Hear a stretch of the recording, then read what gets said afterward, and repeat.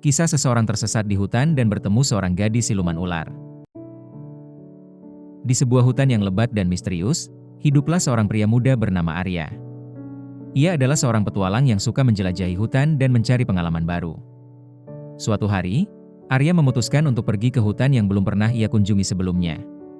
Ia membawa bekal yang cukup dan peta hutan, namun ia tidak menyadari bahwa hutan itu memiliki rahasia yang tidak terlihat. Setelah berjalan berjam-jam, Arya tersesat di hutan. Ia tidak tahu jalan keluar dan tidak melihat tanda-tanda kehidupan manusia di sekitarnya. Ia mulai merasa lelah dan lapar, dan mulai khawatir bahwa ia tidak akan pernah menemukan jalan keluar. Tiba-tiba, Arya melihat seorang gadis cantik yang sedang mandi di sungai. Gadis itu memiliki kulit yang putih dan rambut yang panjang dan hitam. Arya terpesona oleh kecantikan gadis itu dan mencoba mendekatinya. Namun, gadis itu ternyata adalah seorang siluman ular yang dapat berubah bentuk menjadi manusia. Siluman ular itu bernama Nawang Wulan. Nawang Wulan terkejut ketika melihat Arya, namun ia tidak takut. Sebaliknya, ia merasa tertarik dengan Arya dan memutuskan untuk mendekatinya. Arya juga jatuh cinta dengan Nawang Wulan dan mereka mulai berbicara. Nawang Wulan memberitahu Arya bahwa ia adalah seorang siluman ular yang telah hidup selama ratusan tahun. Ia memiliki kekuatan untuk berubah bentuk menjadi manusia dan dapat hidup di dunia manusia. Namun, ia memiliki syarat yang harus dipatuhi oleh Arya jika ia ingin menikahinya. Arya tidak boleh membuka rahasia Nawang Wulan sebagai siluman ular. Arya setuju dengan itu dan mereka di sebuah upacara yang sederhana di hutan. Mereka hidup bahagia bersama, dan Nawang Wulan menggunakan kekuatannya untuk membantu Arya menemukan jalan keluar dari hutan. Mereka memiliki kehidupan yang indah dan damai, dan Arya merasa sangat beruntung memiliki Nawang Wulan sebagai istrinya. Namun, suatu hari Arya tidak sengaja melihat Nawang Wulan berubah menjadi ular saat mandi. Ia sangat terkejut dan tidak bisa menahan diri untuk tidak memberitahu orang lain tentang rahasia Nawang Wulan. Nawang Wulan merasa sangat sakit hati dan kembali ke bentuk aslinya sebagai ular. Ia meninggalkan Arya dan kembali ke hutan. Arya sangat menyesali perbuatannya dan mencari Nawang Wulan ke seluruh hutan, namun tidak menemukannya. Arya sadar bahwa ia telah membuat kesalahan besar dan berjanji untuk tidak pernah melupakan Nawang Wulan. Ia terus mencari Nawang Wulan, namun tidak pernah menemukannya. Akhirnya, Arya memutuskan untuk tetap di hutan dan mencari cara untuk meminta maaf kepada Nawang Wulan. Arya menghabiskan waktu berbulan-bulan mencari Nawang Wulan, namun tidak pernah menemukannya. Ia mulai merasa putus asa dan tidak tahu apa yang harus dilakukan. Namun, ia tidak menyerah dan terus mencari Nawang Wulan. Suatu hari, Arya bertemu dengan seorang pertapa tua yang tinggal di hutan. Pertapa itu memberitahu Arya bahwa Nawang Wulan masih hidup dan tinggal di sebuah gua yang tersembunyi di hutan. Arya sangat gembira dan berterima kasih kepada pertapa itu. Arya akhirnya menemukan Nawang Wulan di gua yang tersembunyi itu. Nawang Wulan masih marah dan tidak mau memaafkan Arya. Namun, Arya tidak menyerah dan terus meminta maaf kepada Nawang Wulan. Arya memberitahu Nawang Wulan bahwa ia sangat menyesali perbuatannya dan berjanji untuk tidak pernah melupakan rahasia Nawang Wulan lagi. Nawang Wulan melihat kesungguhan Arya dan mulai mempertimbangkan untuk memaafkannya. Setelah beberapa hari, Nawang Wulan akhirnya memaafkan Arya dan mereka hidup bahagia bersama lagi. Arya belajar untuk menghargai kepercayaan dan rahasia dalam hubungan, dan Nawang Wulan belajar untuk memaafkan dan memberikan kesempatan kedua kepada Arya.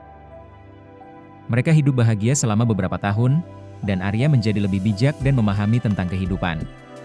Ia juga menjadi lebih menghargai Nawang Wulan dan kehidupan mereka bersama. Suatu hari, Nawang Wulan memberitahu Arya bahwa ia sedang hamil. Arya sangat gembira dan merasa bahagia. Mereka menantikan kelahiran anak mereka dengan penuh harapan dan cinta. Setelah beberapa bulan, Nawang Wulan melahirkan seorang anak laki-laki yang tampan dan sehat. Arya sangat gembira dan merasa bahagia. Mereka menamai anak mereka dengan nama Raden, dan Raden tumbuh menjadi seorang anak yang cerdas dan baik hati. Dan mereka memiliki kehidupan yang indah dan damai di hutan. Arya dan Nawang Wulan sangat mencintai Raden dan berusaha untuk memberikan yang terbaik untuknya. Raden tumbuh menjadi seorang anak yang cerdas dan baik hati, dan ia memiliki kekuatan khusus seperti ibunya, Nawang Wulan. Raden dapat berubah menjadi ular seperti ibunya, Namun ia juga memiliki kekuatan untuk mengendalikan dirinya sendiri dan tidak berubah menjadi ular secara tidak terkendali seperti ibunya dulu. Arya dan Nawang Wulan sangat bangga dengan Raden dan merasa bahwa mereka telah memiliki keluarga yang sempurna. Mereka hidup bahagia selama beberapa tahun, dan Raden tumbuh menjadi seorang pemuda yang tampan dan cerdas. Ia memiliki banyak teman di hutan dan selalu siap untuk membantu orang lain. Arya dan Nawang Wulan merasa bahwa mereka telah melakukan yang terbaik untuk Raden dan bahwa ia akan menjadi seorang pemimpin yang baik di masa depan. Namun, suatu hari, sebuah ancaman baru muncul di hutan. Sebuah kelompok ular berbisa yang ganas dan agresif mulai menyerang desa-desa di sekitar hutan. Mereka membunuh banyak orang dan menyebabkan kerusakan yang besar. Arya, Nawang Wulan, dan Raden harus bekerja sama untuk menghentikan kelompok ular berbisa itu dan melindungi hutan dan desa-desa di sekitarnya.